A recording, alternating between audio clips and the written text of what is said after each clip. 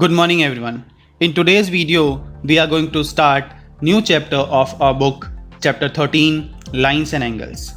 In this chapter, we are going to study about adjacent, complementary and supplementary angles, linear pair and vertically opposite angles, angles on a straight line and at a point, transversal to a pair of lines, and the angle formed by the transversal on non-parallel and parallel lines. This video is divided into two parts. In first part, we are going to study about those topics which we had studied in class 6th. And in second part, we'll continue with our topic from class 7th. So let's recap some of the important topic from class 6th. The first topic from class 6th is point. What is point? We can define a point in maths is an exact location on a plane or in space, usually marked by a dot. It has no size, length, breadth or thickness. For example, a dot made by a sharp pencil is also known as point. We can represent a point by making a dot by a sharp pencil and name it by using a capital letter of English alphabet like point A and point B. For example, if I have to represent the New Delhi on India's map, I will represent it by a dot and name it as New Delhi. This dot will tell the exact location of New Delhi on India's map. Now, the next topic which we are going to study is line, line segment and ray. What is line? We can define it as a line is a collection of points going endlessly in both directions along a straight path. It has no start and end points, therefore it cannot be measured. This line indicates the line extends endlessly.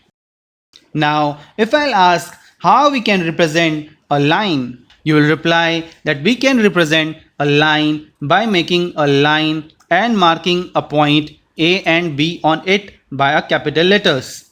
And it can be written as AB or BA with a symbol of lines over it. It can also be named using small English alphabet letters like L. Similarly, the line segment can be defined as a line segment is a part of line with a fixed length, or you can also define it as the distance between two fixed points is known as line.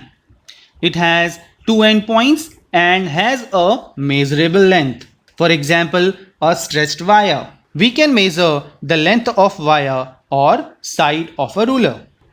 Point A and point B are the endpoints of the line segment, and it can be written as AB or BA with a symbol of line segment over it. Now, the next part which we are going to study is ray. We can say that a ray is a part of line which begins from one point called start point and goes endlessly in other direction. It is represented by an arrow and cannot be measured. For example, light emerging from torch or sunlight, which has one endpoint but extends infinitely in other direction. A ray AB can be represented as AB and a symbol of ray over it. And this tells us that A is the starting point. Similarly, a ray BA is written as BA and a symbol of ray over it. And this representation tells us that B is the starting point of this ray. Now, the next topic is pair of lines.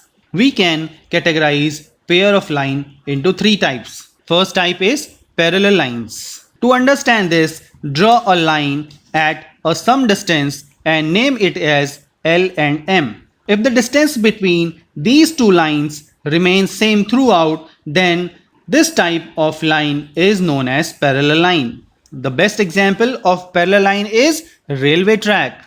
Similarly, second type is intersecting line. To understand this, draw two lines and name it as L and M. which cut each other at a point, then this type of line is known as intersecting line. The point where these two lines intersect each other is known as point of intersection. If two lines L and M intersect each other at a point, and if the angle between two lines at a point of intersection is 90 degree, then that type of line is known as perpendicular lines. Now, the next and the last topic of recap is angle and its type. We can define it as an angle formed by two rays having the same initial point.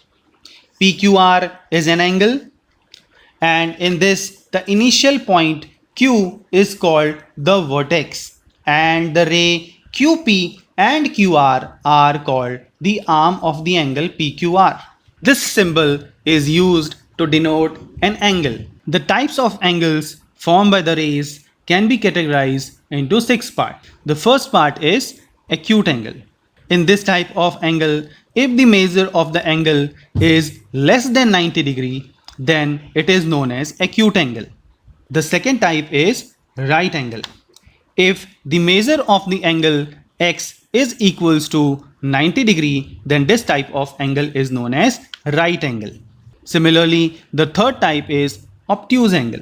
If the measurement of the angle x is greater than 90 but less than 180 degree, then it is known as obtuse angle. And the fourth type is known as straight angle. If we draw a straight line and it will form an angle x, and if the measurement of the angle x is equals to 180 degree, then it is known as straight angle. The next type is reflex angle. If the measurement of the angle x is greater than 180 but less than 360 degree, then it is known as reflex angle. The sixth type is known as complete angle.